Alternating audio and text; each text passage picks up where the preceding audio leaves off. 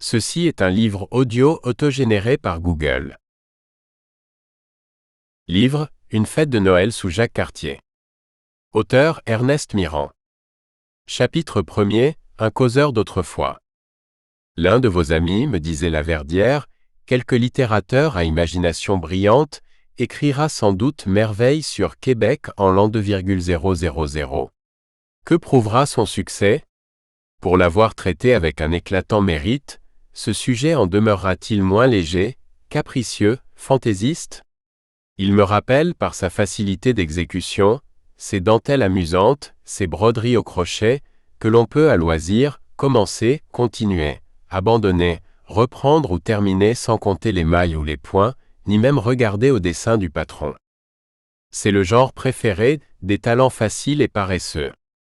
Pas d'études pour cela, pas de recherche ardue, pas de contraintes historiques ou d'obstacles d'archéologie. Il leur suffit de s'abandonner à la dérive, à la grâce du style et de l'imagination, au fil de la plume, le fil de l'eau, l'aval de la rivière. Et le tour est fait.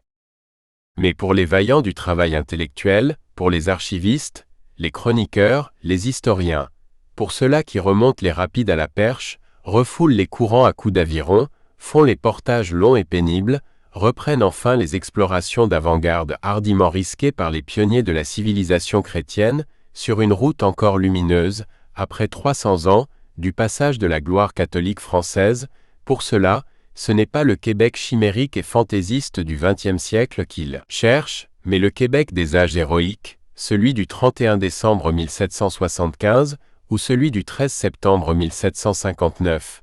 Le Québec provoquant et fier du 16 octobre 1690, ou le Québec affolé des nuits d'octobre 1660, le Québec puritain du 20 juillet 1629, avec le drapeau anglais flottant aux tourelles du château Saint-Louis, ou le Québec fondé du 3 juillet 1608, le Québec ce Samuel de Champlain, ou bien enfin le Stadacone de Donnacona. La sauvage et primitive capitale d'un royaume barbare, la bourgade algonquine, l'amas de cabanes indiennes blotties, comme des poussins, sous une aile d'oiseau. 4. Le Canada 5 de Jacques Cartier, l'immortel découvreur de notre beau pays, aperçut au matin du 14 septembre 1535 à 7 demi-siècle de notre époque. Note 4. Suivant M. Richard Laflèche, ancien missionnaire, l'évêque actuel du diocèse des Trois-Rivières, Stadacone dans la langue des sauteurs signifie aile. La pointe de Québec ressemble par sa forme à une aile d'oiseau. Ferland, Histoire du Canada, tome 1er, page 90. Note 5. Îles les Sauvages appelle une ville Canada. Voyage de Jacques Cartier 1535 à 36, verso du feuillet 48. Ces retours au passé historique du Canada ne sont pas seulement un plaisir de l'esprit, un exercice de la mémoire, une satisfaction d'orgueil national. Il demeure encore la préoccupation continue des âmes grandes, des cœurs bien nés dans la poitrine à la hauteur des faveurs reçues, et qui se font un devoir sacré, une religion sévère de leurs souvenirs, dans la crainte que les aïeux, que les ancêtres ne soient hélas, pour l'avenir, contraints de compléter la mesure de leurs inestimables bienfaits en pardonnant l'ingratitude. C'était le maître Essard, Charles-Honoré Laverdière qui me parlait ainsi, à Québec, la nuit du 24 décembre 1885. Il pouvait être 11h30 du soir. Conséquemment, pour parler le langage moderne, le style rapide du chemin de fer, nous n'étions plus qu'à 30 minutes de Noël. 30 minutes, un temps égal à la distance qui nous séparait tous deux de la ville où nous allions rentrer. Aussi fallait-il marcher très vite pour arriver à Notre-Dame au temps de la messe de minuit. Car nous étions encore loin, très loin même sur la route, la grande allée, la rue fashionable par excellence du quartier à la mode de notre actuelle cité, l'antique chemin du Cap-Rouge, 3 fois centenaire comme la mémoire de Jacques Cartier. L'incomparable beauté de la nuit. Le besoin d'être seul, de penser librement, longuement, l'idée et la raison d'un livre m'avaient engagé à refaire une fois de plus, et certes sans regret, la fascinante promenade du Belvédère. Or, Laverdière était mort le 11 mars 1873. Rien, comme la date précise de son décès et le quantième de son enterrement, n'était plus facile à relever dans les registres de l'état civil. Je dis bien au registre de l'état civil, car dans la chapelle du séminaire des missions étrangères 6, où le saint prêtre dormait enterré depuis 12 ans, il n'y avait point de mausolée, de marbre funéraire, pas même une épitaphe gravée à son nom, qui rappelât à la mémoire distraite des vivants ce mort enseveli sous le parvis du sanctuaire. En cela, il n'était pas plus maltraité par l'ingratitude des hommes que son frère illustre d'études et de sacerdoce, Jean-Baptiste Antoine Ferland, couché aussi lui, quelque part sous le chœur de Notre-Dame de Québec, moins oublié même que messieurs de Frontenac, de Calière, de Vaudreuil, de la Jonquière 7, 4 des plus fameux gouverneurs de notre Canada français, obscurément enfouis à la basilique, sous je ne sais plus quelle chapelle latérale 8.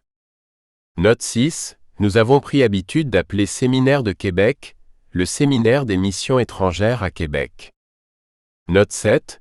Ce fut en septembre 1796 que les cendres du comte de Frontenac, du chevalier de Calière, du marquis de Vaudreuil et du marquis de la Jonquière furent transportées de l'église incendiée des Récollets à la cathédrale de Québec. On agita l'idée d'élever dans la cathédrale un modeste marbre funéraire à chacun de ces grands noms et de ces grands chefs de notre race. La chose fut mise à l'étude, et ce bel et si bien, que 83 ans après la translation de ces ossements tout est encore à faire.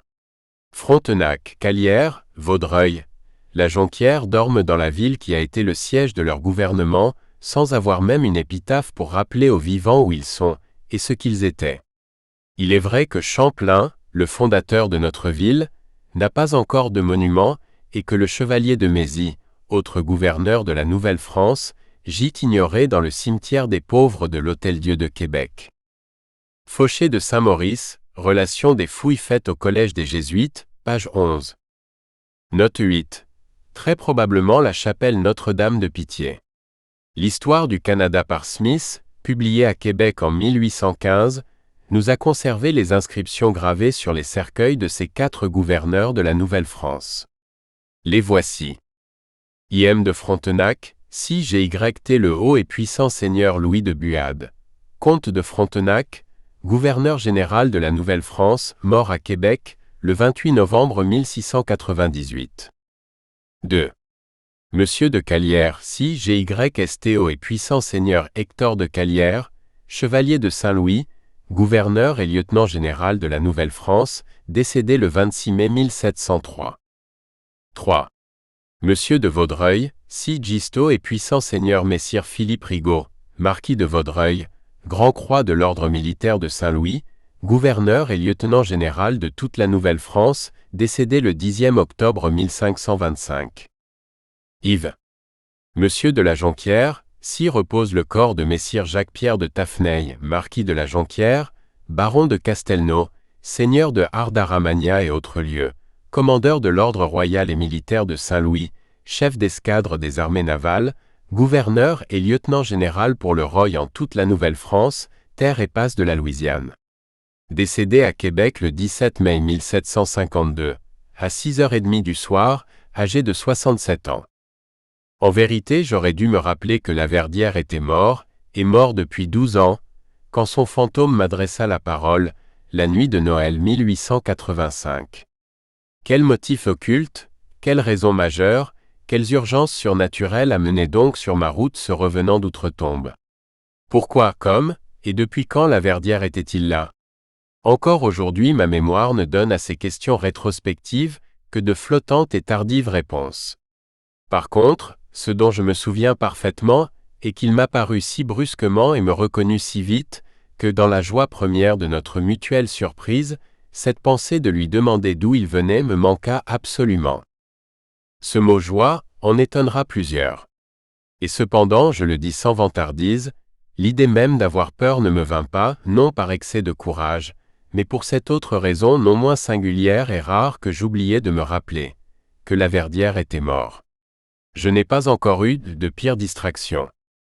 La présence quotidienne de sa photographie, la lecture de ses œuvres, l'habitude constante de les étudier, une discussion historique toute récente, où l'on avait longtemps et bien parlé de lui, m'avait sans doute, et à mon insu, préparé doucement à cette rencontre, terrifiante et tous égards, mais qui, dans l'état actuel de mon esprit, me parut alors aussi naturelle que fortuite. Comme les organes corporels, les facultés de l'âme ont leur torpeur partielle et temporaire, si l'on veut, de la capricieuse mémoire, mais suffisante cependant, et de mesure à expliquer autant qu'à produire ce bizarre phénomène cérébral. Rien de fantastique d'ailleurs ne trahissait la présence du revenant chez le prêtre archéologue. Ni le vêtement flottant sur la charpente du squelette, ni la démarche solennelle de silence glacial eut de sinistre gravité, ni l'accent sépulcral de la voix creuse, ni la pâleur jaunâtre du visage. Le vent ne faisait pas osciller son fantôme, et les lumières oranges du gaz, ou les rayons bleu acier des lampes électriques, n'en traversaient pas le spectre à la manière du jour pénétrant une vitre, mais projetaient, au contraire sur la blancheur immaculée de la neige, l'ombre intense de son corps palpable. « Devinez d'où je viens, » me dit-il. Je lui avouai que je ne devenais pas du tout. Je suis allé à Sillery, voir le monument que les citoyens de cette localité ont élevé à la mémoire du fondateur de leur paroisse 9 et au premier missionnaire 10 de la Nouvelle-France 11. Puis Laverdière me raconta le détail attachant de cette découverte historique, dont il avait partagé l'honneur avec son frère d'études et de sacerdoce, l'abbé Raymond Cagrin. De celle-ci il passa à une autre, puis à une autre, et de cette autre à une quatrième, toujours en remontant à travers les dates, de Brûlart de Sillery, commandeur de l'ordre de Malte, au chevalier de Saint-Jean de Jérusalem Charles Huot de Montmagny, à Bras de Fer de Chastefort 12, de Chastefort, à Samuel de Champlain à Monsieur de Mont à Monsieur de Chatte, de Monsieur de Chatte à Chauvin, de Chauvin au Marquis de la Roche, du Marquis de la Roche à Roberval, de Roberval à Jacques Cartier, de Jacques Cartier au Florentin Jean Verrazzano. Note 9, Noël Brûlart de Sillery, fondateur de la résidence de Saint-Joseph. Il a donné son nom à la paroisse actuelle de Sillery. Note 10, Edmond Massé, premier missionnaire jésuite au Canada. Note 11, ce fut à son voyage de 1524 que Jean Verrazzano, florentin au service de François Ier, prit possession du Canada au nom du roi et lui donna le premier, le nom de Nouvelle-France, relation abrégée de quelques missions des pères de la Compagnie de Jésus dans la Nouvelle-France par Bressani, annoté par le père Martin, appendice, page 295. Note 12, Marc-Antoine Bras de Fer de Chastefort, administrateur jusqu'au 11 juin 1636. Aux clartés rayonnantes de cette intelligence d'élite, ces grands personnages de l'histoire canadienne primitive apparaissaient comme des acteurs rentrés tout à coup en scène et jouant, sur le théâtre même de leurs fameux exploits, les premiers rôles comme les premiers actes de notre héroïque épopée. Seulement ils avaient tous la voix, l'harmonieuse voix de Laverdière, ce qui, selon moi, ne gâtait en rien l'expression de leurs sentiments les plus nobles et de leurs plus fières pensées. Contraste étonnant. Plus l'événement était vieux, plus il s'en allait à la dérive, au recul de cet irrésistible entraînement que nous appelons le passé, l'irrévocable passé, et mieux la vaillante mémoire de l'archéologue historien l'arrêtait dans sa fuite lointaine, le fixait éclatant de sa propre lumière, le rajeunissait d'actualité, le sculptait, enfin en relief inoubliable sur l'épaisseur de ses propres ténèbres. Laverdière s'arrêtait longuement, avec une complaisance d'artiste, à regarder ainsi passer devant lui les plus humbles figurants de notre belle patrie. Il les faisait à plaisir défiler sous mon regard, en une procession interminable. Ce ne sont que des figurants, me disait-il, mais mon cher, quels figurants? Que serait devenue sans eux l'action même des premiers rôles?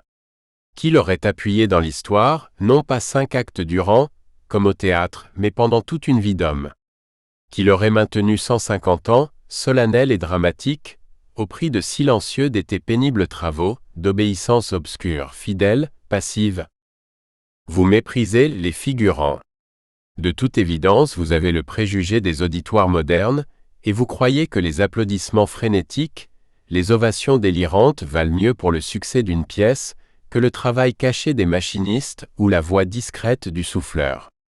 Rappelez-vous, amis, qu'ici, au Canada, nous avons donné une tragédie devant une salle vide, sans auditoire, c'est-à-dire sans témoin. Nous avons joué pour l'art, comme nous nous sommes battus pour la gloire à la française. Une bonne manière, croyez-moi. N'en cherchez pas de meilleure. Donc, Pour l'histoire qui n'assistait pas à cette représentation dramatique, il faut nommer tous les personnages en scène, figurant comme premier rôle. Aussi ne me parlait-il pas de Jacques Cartier, mais des compagnons de Jacques Cartier. Et sans une seule hésitation des lèvres dues de la mémoire, il ne récitait, avec la volubilité du petit écolier qui apprend par cœur seulement, les 74 noms de marins inscrits à Saint-Malo, sur le rôle d'équipage, le 31e jour de mars 1535. Il ne me disait rien de Samuel de Champlain, mais causait avec un attachant intérêt d'Étienne Brûlé de Champigny, de Nicolas Marsollet, de Rouen, le petit roi de Tadoussac, de Jean Nicolet, de François Marguerie, de Jean Godefroy, de Normanville, de Jacques Hertel de Fécamp, de Jean Amiot, de Guillaume Couture, tos interprète du fondateur de Québec XIII et qui lui avait rendu l'inestimable service d'apprendre pour lui la lettre et l'esprit des langues sauvages. Note 13 Benjamin Sult, Histoire des Canadiens français, tome 1er, page 149. Ferland, Histoire du Canada, tome 1er, page 275. À quoi bon, disait-il, vous parlez de Jacques Cartier, de Samuel Champlain. Vous en savez suffisamment pour garder à leur mémoire un culte d'éternelle reconnaissance. Mais leurs obscurs compagnons d'armes et de vaisseaux, leurs frères de courage surhumain et d'héroïque misère, ne méritent-ils pas, eux, l'aumône d'un souvenir? Croiriez-vous, par exemple, que les missionnaires jésuites aient seuls en ce pays donné des martyrs au Christ? Ignorance coupable, qui ne rend pas justice à tous les témoins du divin Maître. Ce n'est pas amoindrir la gloire immortelle de Brébeuf, de l'Allemand de Jogues, que d'en faire une part à Hébert, à Antoine de la Mêlée, à Louis Guimont, à Pierre Rencontre, à Mathurin Franchetot, 5 paysans, 5 confesseurs de la foi, 5 apôtres, qui lui donnèrent le témoignage du sang. Cette terre vaillante du Canada favorise ceux que l'aiment, et partage, entre les missionnaires qui l'évangélisent et les laboureurs qui l'ensemencent, l'honneur éternel du sacerdoce et le triomphe suprême du martyr. Note 14, Relations des Jésuites, année 1661, pages 35 et 36. Dites-moi, amis, croiriez-vous échapper à une accusation méritée d'ingratitude en vous rappelant seulement que Dollard des Ormeaux, le héros de Montréal, sauva la Nouvelle-France en 1660? Dollard ne mourut pas seul. Ils étaient 17 à la tâche glorieuse. Nous sommes aujourd'hui 1 million de Canadiens français pour nous en souvenir. 17, un chiffre jeune, tous des noms de jeunes gens, faciles à retenir pour des mémoires jeunes aussi, vivaces et sympathiques. Avec un peu de cœur, cela devient aisé comme un jeu de l'esprit. Voyez plutôt. Adam Dollard, sieur des Ormeaux, le chef de l'expédition, Jacques Brassier, l'armurier Jean Tavernier dit la Hochetière, le serrurier Nicolas Timon, Laurent Hébert dit la Rivière, le chauffournier Alonier de l'Estre, Nicolas Josselin, Robert Juret, Jacques Boisseau dit Cognac, Louis Martin, Christophe Augier, Étienne Robin, Jean Vallet, R.E. accent aigu N.E. accent aigu Doussin, Jean Lecomte, Simon Grenet, François Crusson dit Pilote 15 dites M'avez-vous suivi? Avez-vous compté? J'ai bien mes 17? Note 15, leurs noms, recueillis par Monsieur Soir, curé de Ville-Marie, furent insérés, avant la fin de l'année 1660, au registre mortuaire de la paroisse, le seul monument qui les ait conservés. J'oubliais de lui répondre tant j'étais absorbé par la pensée accablante de ce qu'il avait fallu de temps, de travail ferme et de patient courage pour amener la mémoire. Cette grande rebelle de l'intelligence a un aussi merveilleux degré de souplesse et de docilité. Et devant ce miracle d'inflexible énergie, il me venait aux yeux, en regardant la Verdière, cette comparaison formidable du belluaire s'enfermant avec le tigre qu'il va dompter, qui barre la porte de la cage pour mieux enlever toute issue aux défaillances de la chair, rendre humainement impossible la fuite ou le secours extérieur, compléter sciemment l'immense péril pour contraindre son cœur à ramasser tout son courage, préoccuper l'âme à ce point que la pensée même de la peur ne lui vienne pas au suprême élan du combat. La Verdière continua. En justice pour tous les héros de cette expédition fameuse, il convient d'ajouter à l'immortel palmarès de notre histoire le nom de l'Algonquin Métis-Ouémègue et celui du Huron Anaotaha. Car le courage est une vertu humaine universelle qui ne se reconnaît pas seulement à la couleur du sang ou à la nationalité d'un drapeau. La Verdière dit encore, Je devrais ajouter pour être complet, les noms de Nicolas Duval, Mathurin Soulard et Blaise Juillet, 3 autres frères d'armes de dollars qui périrent au début de l'expédition. L'étrange mémoire que la mienne, remarqua le maître Essard en se frappant le front. Ce n'est pas l'orthographe bizarre des mots ou leur consonance singulière que la frappe, mais l'agencement, le nombre des chiffres. Ainsi, dans le cas présent, ce n'est point l'originalité de ce nom de famille Blaise Juillet qui l'émeut, l'impressionne, l'éveille, mais l'hiéroglyphe même, le profil serpenté du chiffre 3, un chiffre vivant pour moi qui se tord et se dénoue, qui remue, ondoie, frissonne, quand on le regarde fixement comme les anneaux d'un reptile. Vous ne sauriez imaginer quel essaim de souvenirs agréables cette pensée du chiffre 3 fait lever dans mon intelligence. D'où provient ce phénomène? Je n'en sais rien. La raison comme le secret s'en rattache peut-être à une lointaine habitude de ma jeunesse. J'avais extrême plaisir à chanter des chansons de marche. Vous savez les belles chansons de Saint Joachim, et vous vous rappelez sans doute avec quels élans de voix et de gaieté les disaient eux-mêmes, à l'âge d'or des vacances, Ernest Adette et Patrice Doherty XVI. Note 16, prêtre du séminaire de Québec. Le dernier, Patrice Doherty, spirituel au superlatif, toujours gai et d'une amabilité inaltérable, était le bout-en-train de toutes les fêtes, l'âme de tous les plaisirs, la meilleure application du vers immortel du poète. Eia age, nunc salta non itea musadio. L'abbé Doherty a certes bien fait d'écouter Virgile, il est mort à 34 ans. Quand c'était mon tour, je chantais tout le temps, et au couplet et au refrain. Or, vous avez dû remarquer, et cela comme malgré vous, combien de fois le chiffre 3 entre en scène, si je puis m'exprimer ainsi, dans l'action ou le décor de nos chansons de marche. Ainsi par exemple. M'en revenant de la Vendée. Dans mon chemin, j'ai rencontré 3 cavaliers fort bien montés. Voilà pour le couplet. J'ai vu le loup, le renard, le lièvre. J'ai vu le loup, le renard passer. Voilà pour le refrain 3 personnages encore. Autre exemple. Mon père a fait bâtir maison. L'a fait bâtir à 3 pignons. Sont 3 charpentiers qui la font. C'est le premier couplet du fameux va, petit bonneteux, grand bonneteux. Le 5e couplet demande. Que portes-tu dans ton jupon? Et le 6e couplet, son premier serre-fil, lui répond tout de suite. C'est un pâté de 3 pigeons. 3, toujours 3, le chiffre fatidique. Et que me direz-vous des 3 petits tambours revenant de le guerre? Une célèbre celle-là. Et l'immortelle. En roulant ma boule, roulant. Derrière chez nous, est un étang. En roulant ma boule. 3 beaux canards s'en font baignant. Toutes leurs plumes s'en vont au vent. 3 dames s'en vont les ramassant. Ailleurs, c'est la petite Jeanneton allant à la fontaine pour remplir son cruchon. Par ici-il y passent 3 chevaliers barons. Ailleurs encore, à Saint-Malo, beau port de mer. 3 beaux navires sont arrivés. Chargés d'avoine, chargés de blé. 3 dames s'en vont les marchander.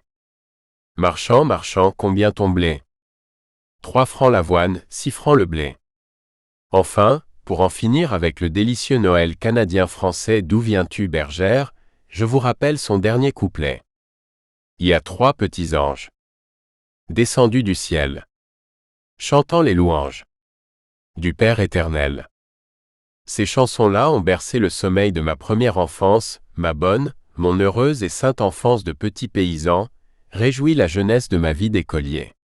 Et l'on s'étonne après cela que la figure arabe du chiffre 3 me soit restée présente aux yeux du corps et de l'esprit, comme un visage aimé de camarade, que les dates historiques où sa combinaison se rencontre demeurent ineffaçablement gravées dans ma mémoire, ou que ce nombre m'aide à grouper les personnages aussi bien que les événements d'une époque. À preuve, ce fut le 3 août 1492 que Christophe Colomb partit de Palos en Espagne et s'en alla découvrir le Nouveau Monde. Ce fut aussi le 3 juillet 1534 que Jacques Cartier aperçut, pour la première fois la terre du Canada, et que ses vaisseaux entrèrent dans la baie de Gaspé 17. Et de même que 3 caravelles, la Santa Maria, la Pinta, la Nina avaient découvert le Nouveau Monde, de même 3 navires, la Grande Hermine, le Courlieu, l'Émerillon du hardi capitaine Jacques Cartier, eut reconnu cet immense continent. Notre pays lui-même était divisé en 3 royaumes sauvages, le Saguenay, le Canada, l'Hochelaga. Les premiers missionnaires du Canada étaient au nombre de 3, les prêtres récollets Jean d'Olbeau, Denis Jamet, Joseph Le Caron qui mourut de chagrin de ne pouvoir reprendre ses travaux apostoliques au Canada, redevenu français 18. Ce fut le 3 juillet 1608 que Samuel de Champlain fonda Québec, et ce fut le 23 mars 1633 qu'il partit de Dieppe pour recouvrer la colonie rendue à la couronne de Louis XIII par le traité de Saint-Germain-en-Laye. Ce furent encore 3 vaisseaux, le Saint-Pierre, le Saint-Jean, le Don de Dieu 19 que ramenèrent Champlain et reconquirent à la France Québec, aujourd'hui irrémédiablement perdu pour elle. Et ce fut le 23 mai 1633 que la flottille mouilla devant la ville. Note 17. Gaspé le nom français du nom sauvage Ongwedo que signifie le bout de la terre. Note 18. Le traité de Saint-Germain-en-Laye qui rendit le Canada à la France fut signé le 29 mars 1632. Note 19. Ferland, Histoire du Canada, tome 1er, page 258. Que voulez-vous, me dit en riant Laverdière, reprenant haleine. Que voulez-vous, j'ai la passion du nombre 3, et je parierai sur lui tout l'argent que l'on perd, soit aux tables de jeu, soit à la roulette. D'autres ont le culte du chiffre 7. Leur religion vaut la mienne, et vous savez comme moi qu'affaires de goût, de mode ou de ridicule ne se discutent pas. On les choisit seulement. J'ai les miens. D'autre part, je vous avouerai sans fausse honte que de mon vivant, j'avais la superstition du nombre 13 excessivement développée dans l'imaginative. Cela m'étonne. En vérité, vous le seriez davantage, si je vous en donnais la raison historique. Historique ? Écoute, j'en appelle à vos souvenirs d'études. Ce fut le 26, 2 x 13, ce fut le 26 juillet 1758 que Louisbourg capitula. Ce fut le 13 juillet 1759, vers les 2 heures du matin, que commença le bombardement de Québec. Ce fut le 13 septembre 1759 que se livra la première bataille des plaines d'Abraham. Qui l'a perdue ? Le 13 septembre 1759 fut mortellement blessé le vaillant marquis de Montcalm. Avec qui et pour qui tombait Montcalm ? Ce fut par le 13e article du traité de Paris, signé le 10 février 1763, que le roi Louis XV, de déshonorante mémoire, céda honteusement le Canada français et son immense territoire à George III d'Angleterre. Rappelez-vous que la Révolution de 1837 fit monter 13 Canadiens français à l'échafaud 20. Note 20, Colborne fit juger les prisonniers rebelles par une cour martiale. 89 furent condamnés à mort, 47 à la déportation, et tous leurs biens furent confisqués. 13 condamnés, le chevalier de Lorimier à leur tête, périrent sur l'échafaud. Ces mesures sévères furent fortement blâmées en Angleterre, même par des personnages puissants, entre autres par le duc de Wellington. Laverdière, Histoire du Canada, page 221. Je pourrais, continua Laverdière, multiplier les exemples, je ne vous donne que les plus cruels et les plus frappants, afin qu'ils restent mieux en mémoire. Remarquez, s'il vous plaît, que cette fatalité du chiffre 13 est universelle, qu'elle ne suit pas telle et telle race, ou ne s'attache pas à tel et tel peuple en particulier. Ainsi, comme nous au Canada, les Anglais ont eu leur date historique néfaste, frappée du même chiffre. Ce fut le 13 juillet 1755 que l'héroïque vaincu de la Monongahela, le brave général Braddock, mourut de ses blessures 21, ce fut le 13 septembre 1759 que leur plus grand héros, James Wolfe, expira dans les bras de la victoire. Ce fut le 13 juillet 1632 que Thomas Kertuck remit l'habitation de Québec et le château Saint-Louis, entre les mains d'Emery de Caen et du sieur Duplessis-Bochart, les lieutenants de Samuel de Champlain. Le même jour, la garnison anglaise reprenait la mer et le chemin de la Grande-Bretagne. Croyez-moi, le 13 est une mauvaise carte, nous autres, Canadiens français, l'avons eu à la dernière main, et voilà pourquoi nous avons perdu la partie, la terrible partie jouée sur le tapis vert du champ de bataille. Note 21. Braddock avait eu 5 chevaux tués sous lui pendant l'action. Je lui dis en riant, « Vous avez la haine du chiffre 13, j'en conclus logiquement que vous avez la peur du vendredi. » Ces deux superstitions se complètent. Leurs croyances ne forment qu'un dogme. Nous espérons que vous avez apprécié cet aperçu. Pour continuer à écouter ce livre audio sur Google Play Livres, utilisez le lien dans la description de la vidéo.